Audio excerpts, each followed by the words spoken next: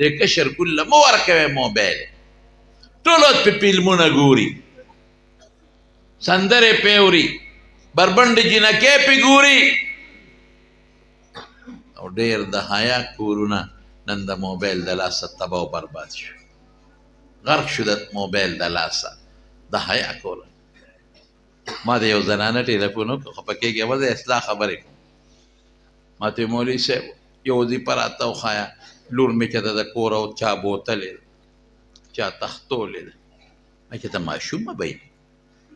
ما ورته ولې ماشومه وړه چا نه نه پیغله ښځه ده خو چا دوکه کړې ده بوت وایي چا بو دوکه کړې ده پیغله ښځه ده دا څوک دوکه کولی شي ما ورته وی ولې بس پته یې نه لګي څومره دی شو څه وظیفه او ډېره نیکه وه مونځ او دس او کوټه کې به یې ځان پسې ور بند که کونډه به یې ولګولو په جانماز به ناسته او جړل به او مخ سر به یې پټ کړي او په جانماز به ناسته مې هسې خورې ورته پوښتنه کوم مې دا غټ موبایل ورسره وکړو وی پلار دې خدای ته باقي دی وله راوړی و که نه مې ګوره وایرس تا ته معلوم دي خو غږ نه کوې وایرس تا ته معلوم دي خو غږ نه کوې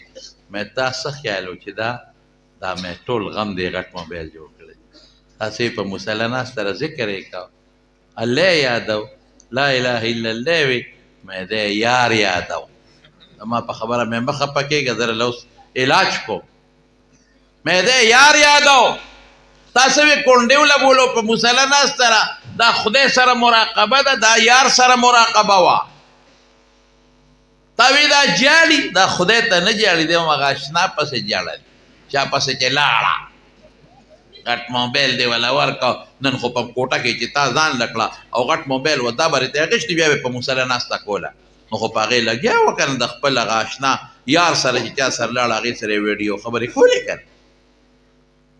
وی خدای دې پلار تباه کړي مې پلار ته خیرې مه کوه پلار نه دی خبر کور کې دننه د لور نه پلار نه خبرېږي څوک ته خبرېږي وایه مور خبرېږي تا به پلار ته ویلي که نه چې دا په مصله د خدای په مصله ناسته ده او دا بل چا سره خبرې کوي ته پرې نه پوهېدی تا ته پته نه لګېده د دې موبایل د لاس قسم په خدای د حیا کورنۍ لاړې تباه شو غلطي زمونږ هم ده مونږ یې په ښځو ورچوو خو غلطي زمونږ هم ده دا مینه په لوڼو بلکل مه کوئ دا که زه اوس تللی یم جاپان ته چین ته په خدای که هلته ډرایور سوال نه پیدا کېږي چې موبایل استعمال دومره سخته سزا ورکوي چې د حد نه وتې ته خو به ځان مړ کړې خو بل به مړ کړې وروڼو قرآن شریف د الله پاک کلام دی او د خدای کتاب او بابرکته کتاب دی وروڼو چې کلام د الله نو برکت په پکې ولې نه الله قرآن شریف کې په خپله د دې صفت کوي مصدق ورته وایي مهیمن ورته وایي امین ورته وایي مجید ورته وایي کتاب مجید او دلته الله پاک ورته مبارک وایي مبارک څه ته وایي وروڼو دا طالبان په پوهېږي برکت دې ته وایي زه به حاصل درته ووایم د طالبانو په ژبه نه چې یو شی لږ وي مختصر وي او فایده پکې ډېره وي دې ته مبارک وایي د یو شي حجم کمې خلک وي هلکه دې ډوډۍ خو ډېر لوی برکت وکړه څه مطلب مونږ خو یې دوه درې کسه بیله په دې ماړه شي په دې خو پنځه شپږ کسان ماړه شي یا د چا وادي او هغه د هغې دپاره انتظام وکړي هغه مثلا د 200 انتظام کړي او غونډ پې یو 400-500 راشي ویې خوري او ډوډۍ بیا هم پاتې شي خلک څه وایي هلکه دې ډوډۍ خو ډېر برکت وکړو شی لږ و فایده پکې ډېره شوه دقه رنګې وروڼو قرآن شریف هم دی څومره چې د قرآن شریف دا حجم دی او د قرآن شریف پاڼې دی او د قرآن شریف حروف او الفاظ دی قسم دی خیر او فایده پکې را دی نه ډېره ده دومره بابرکت کتاب دی قرآن شریف چې که ته دا قرآن شریف راوالی او دا ښکل کې نو په دې خدای ثواب درکوي کته دا قرآن شریف راوالی او دی سینې پورې د جختو نیوه په دې م الله اجر درکوي کته دې قرآن شریف ته د مینې محبت په نظر وګورې په دې خدای پاک اجر درکوي کته دې قرآن شریف له رومال جوړ کې رحیل ولا جوړ کې قسم دې په دې کې هم ثواب دی الله پاک په خپل قرآن شریف کې فرمایي ومن يعظم شعائر الله فإنها من تقوى القلوب د دې آیت مقصد دا چې قرآن شریف د الله پاک د دین د نښو نه لویه نښه ده او د آیت مقصد دا چې د الله د دین د نښو عزت پکې دا د الله د دې آیات نه مقصد دی والله په دې کې دا مونږ ته اشاره راکوي چې دا زما د دین لویه نښه ده او د دین د نښو به عزت کوي ګوره قرآن شریف کې الله تعالی فرمایي لا یمسه الا المطهرون چې کوم سړی بېودسه دی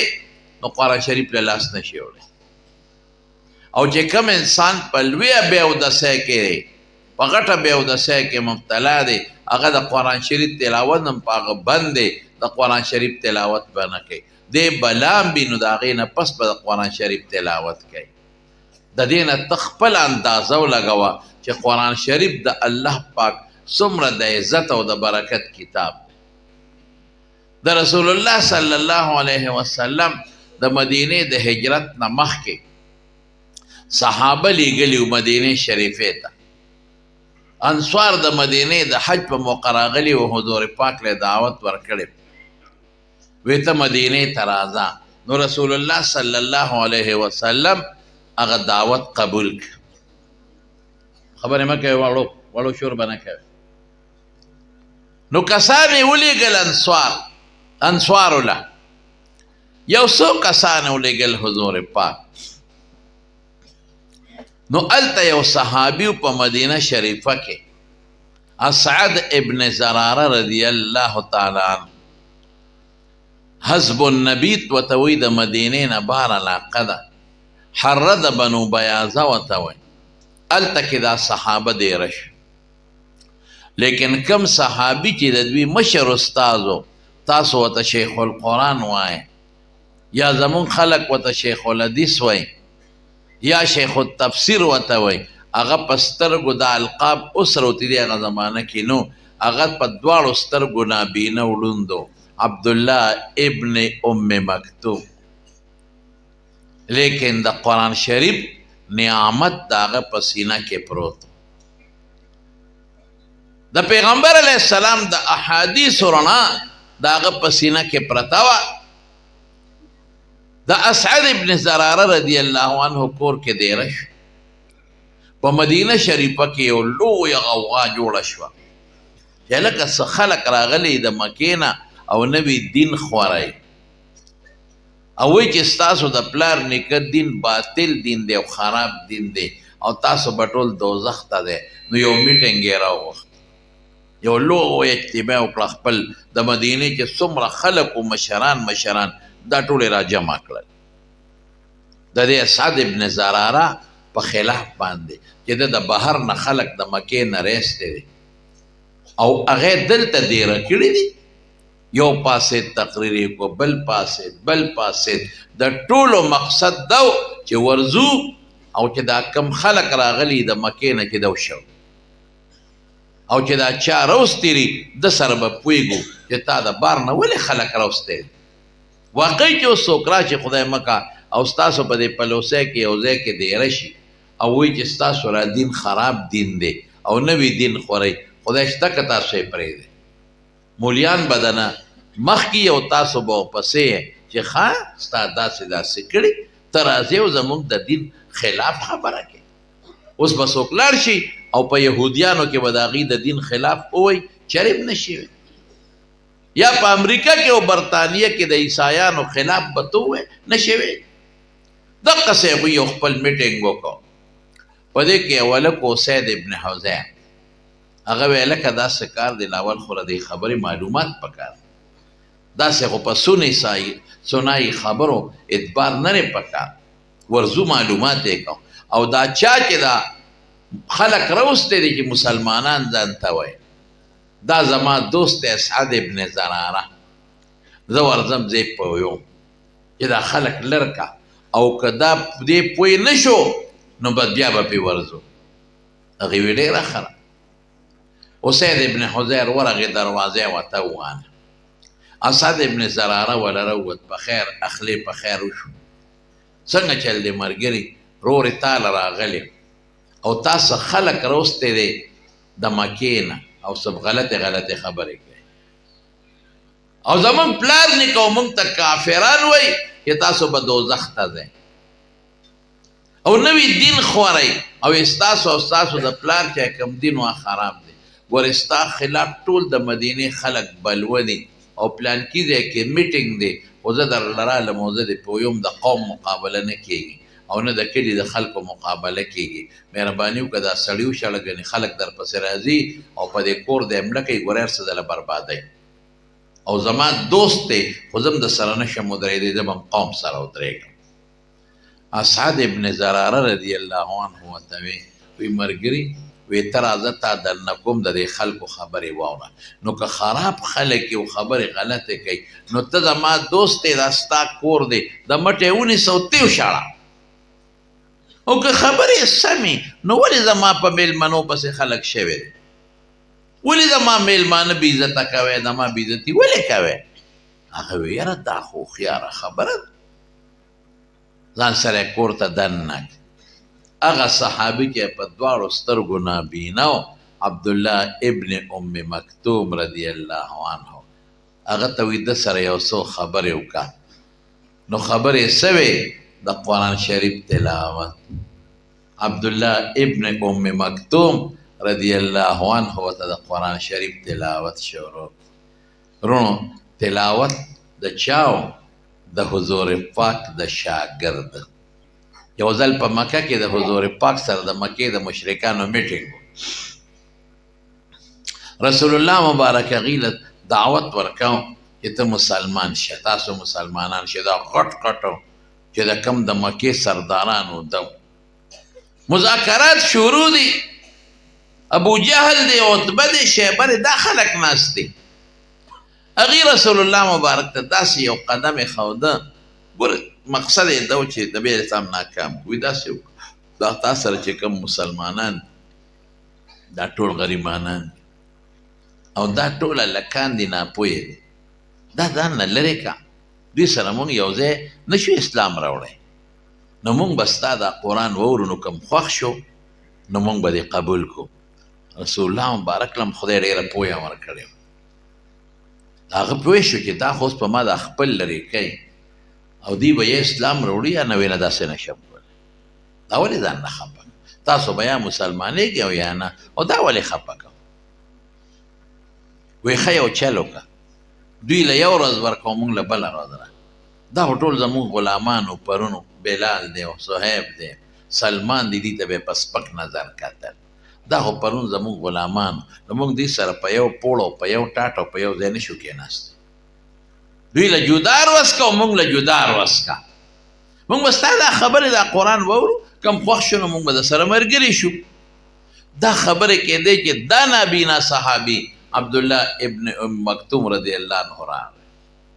بس هغې ته خوله جوړه شوه وی مونږ درته دا یاده وګوره که نه د مجلس په آدابو نه دی خبر زمونږ ستا اهم میټینګ شروع دی او دی پکې په میاس کې راغی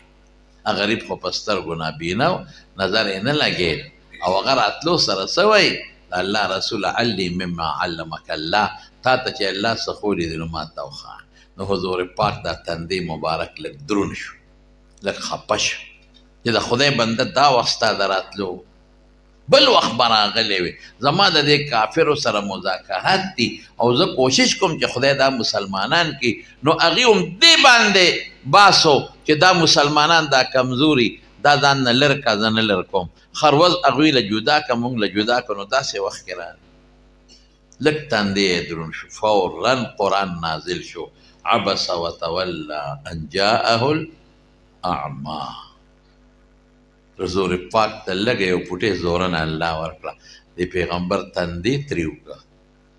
تندی یې راچون که ولې هغه ړوند راغی ولې اصله راغلی دی خو دې له راغی چې ستا نصیحت قبول کړي او ستا نه زده کړه وکړي دا بلا ورپسې ورکوه دی به یې ایمان راوړي یا به نه راوړي همدا غریبانان او دا ړانده به ځان ته راتنږدې کوې او دا به ځان سره خوا کې کښېنې بس بیا چې به کله د عبدالله ابن ام مکتوم نابینا راغی یقینو کې حضور پاک به د مټه ونیوه او په خپل صادر به یې کښېنو وی مرحبا بالذي عاتبني فيه ربي هغه انسان ته په خیرالی دی هغه انسان ته مرحبا ده چې د چا په حق کې زه خپل رب ملامته کړی هغه صحابي قسم په خدای قرآن کې د چا سینې له الله دی دې وي په سترګو ړوند که نه دی د خدای په نزد د ډېر لوی عزت خاوند دی چې قرآن سره یې دشمني ده او قرآن دې د سینې نه لرې دی که د کلي غټ نواب م یې که د کلي غټ خانه مې او که د ملک نه د وطن بادشاه مې په خدای د الله په نزد د ګونګټ نام زیات بتر اصل سیز د خدای قرآن پیغمبر علیه السلام ته خو به صادق وي رښتونی امین به ورته وي په خدای قسم د قرآن د نازلېدو نه مخکې چې د دې په زړه کې د حضور پاک کم قدر و دا د بل چا رښتونی امانتګر او چې قرآن نازلم شو نو ذاتن پیغمبر بس پکاوی نه کو د قرآن د مخه زه نه ویم الله فرمایي انهم لا یکذبونک ستا ذاتي تکذیب نه کوي ستا د ذات دشمنان نه دي ولکن الذین کفروا بآیات ربهم یجهدون روانه د قرآن سره ټوله روانه د ابوجهل د قرآن سره دا د خدای کلام نه دی دا ستا خپل کلام دا د خدای خبرې نه دي دا ستا خپلې خبرې نه منو دا قرآن تا منو خو دا قرآن دی نه منو او رسول الله مبارک چې قرآن نه منې نو د پیغمبر منل څه معنا لري ټوله جګړه په قرآن وه خدای پاک هغه څومره ذلیله کړل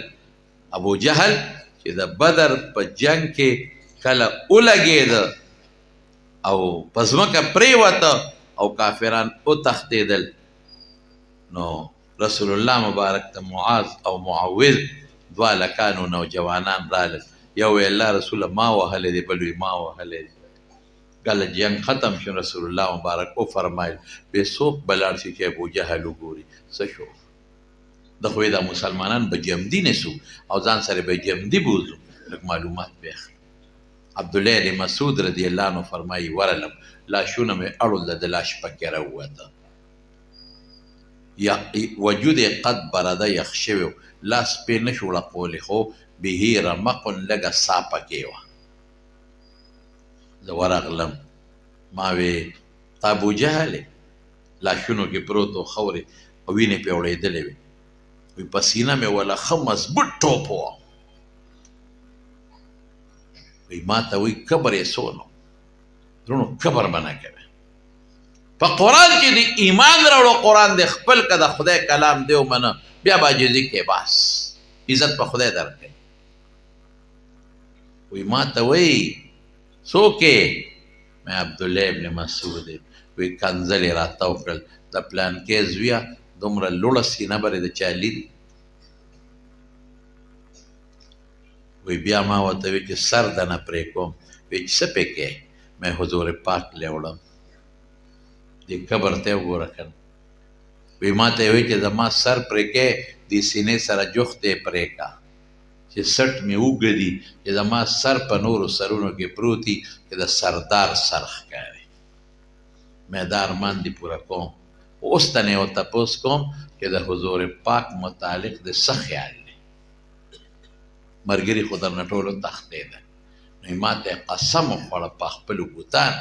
چې زما د په لات او په عزا او په منات قسمې چې کله د پیغمبرۍ دعوه کړې وه په هغه روز مې څومره بدي شو نن مې هغومره بدي شي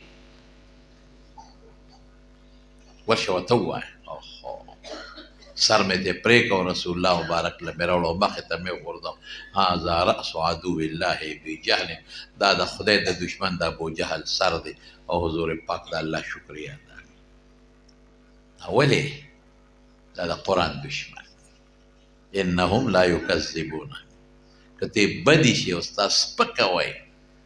او تا ته اوس وایي دروغجن دا د قرآن د مخوي ذاتي تا سره روانه نشته ولكن الذين كفروا بآيات ربهم يجحدون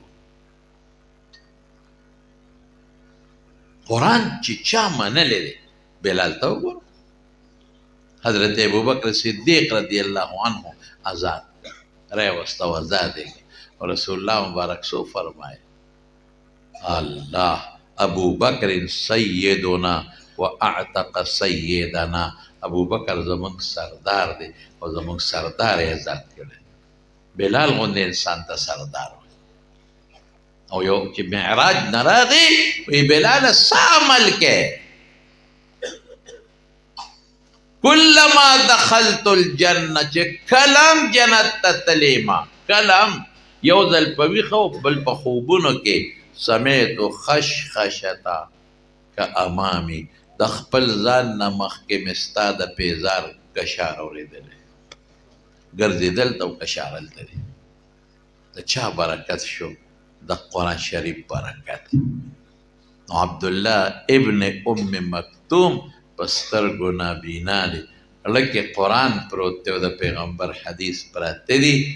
نو چې معمولی غوندې حضور پاک ته خفه شو نو الله رسول الله مبارک له زوره نه ورکوي دی نه مه خفه کېږي اسید ابن حضیر وایي چې وردن شومه اسد ابن زراره هغه ته وایي د سره یو څو خبرې وکړه هغه ورته د قرآن شریف تلاوت شروع تلاوت چې واورېد اسید ابن حضیر فورا وی دا څه شی دی دا مې څه واورېدل مونږ خو دقه خبرې کوو دا تاسو وایئ چې ګډې وړې وایئ دغه شی دی دا دې څه شی دا زمونږ د الله پاک کلام او خبرې زمونږ په ښکلي پیغمبر محمد مصطفی ټول وایي صلی الله علیه وسلم نازل زمونږ د هدایت دپاره وی ستاسو د دین نوم څه دی اسلام وی په دې کې به څوک څنګه داخلېږي په دغه دوه ټکې به ووایه کلمې شاده اسید ابن حضیر د قرآن په اورېدو وی داسې کلام مې چې ته نه دی اورېدلی دې خو زما پړه کې لارې جوړې کړې خدای پاک مسلمان لاړ قوم لو قوم په تمه دی چې دی بس پیغام راوړي وی قومه ما خو دغې خلکو خبرې واورېدې خو خراب خلک نه دی ډېر ښه خلک دی د شړلو خلک نه دی هغوی چې کوم پیغمبر یادوي د هغه دی چې د آخر زمانې پیغمبر د یهودیان مونږ ته وي د همغه دی او د هغه خو ډېرې ښکلې خبرې او زه خو یې ملګری شوم اوهو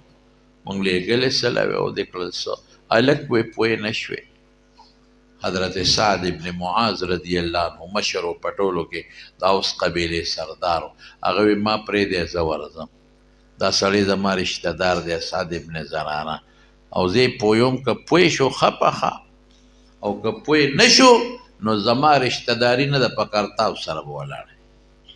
وی ښه چې ورغی سعد ابن زراره ته یې دروازه ووهل اوله راووته ورته یې ویې ترور زویه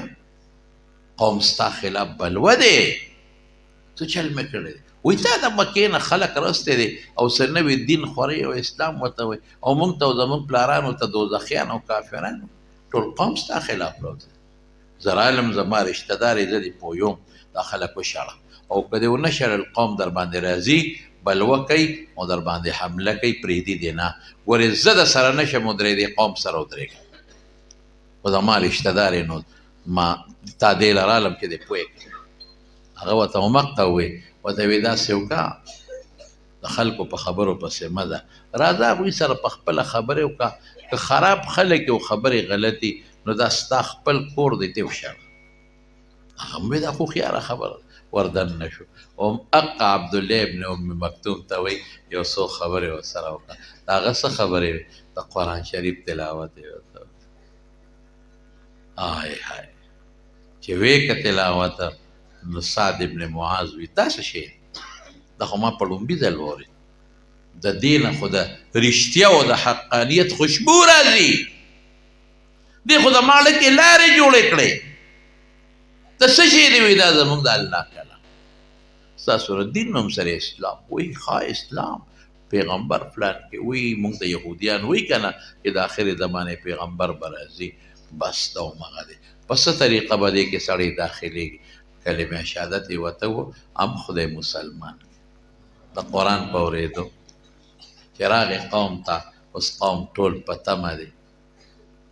ولکه قوم ز څنګه ما وې ته خو سم سړی کنه نه څه حیثیت مې دی وې ته زموږ مشر نو کله یو فیصله وکم او به منه قوم خدا مطلب و چې دی براته وي چې راځي چې په ورزو وې بالکل سپ ته مخکې کېږه موږ در پسې وې دا څه کار دی چې ما د خلکو خبرې وره قسم دې ډېرې ښکلې خبرې کوي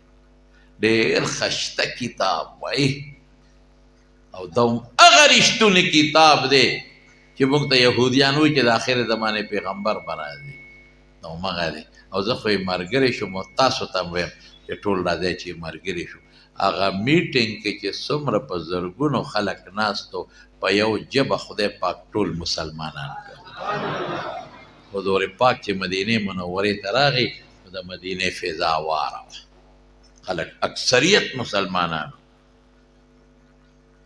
یو څو منافقین پکې پاتې وو باقي اکثریت مسلمانان بنیاد د خدای قرآن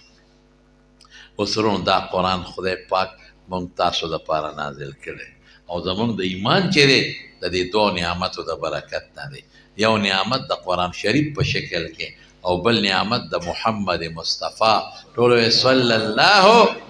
علیه وسلم په شکل کې خیر یو به تاسو ټول د قرآن شریف تلاوت کوئ انشاءالله وایي شوق سره وایي لاس اوچت کړئ نور شوق سره وایي پردې به نه قرآن شریف پخوا به خلکو خو یو کار دی موږ نن دې غټ موبایل غرق پخوا به خلکو د قرآن شریف تلاوت کو چې مونږ به سهار وشو به دې جومات کې به دې غاړو ته را بوډاګان کېناستل چاله به ناظره نه ورته تسبیح بیاړو